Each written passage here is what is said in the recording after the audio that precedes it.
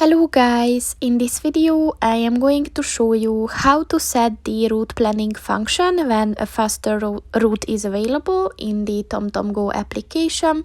But first I just want to mention, don't forget to subscribe to my channel, because at 10,000 subscribers I am going to show you my whole YouTube revenue statistics and growth strategy, as well as how to make money online. Let's jump into it. First of all, open the application on your phone and then click on the menu button at the bottom of the page on the left.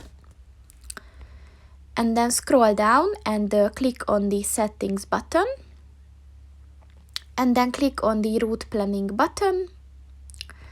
And at the top of the page, look for the when a faster route is available section. And as you can see, there are three options to choose from when you set this. So just click on the one that you want to use and it is set.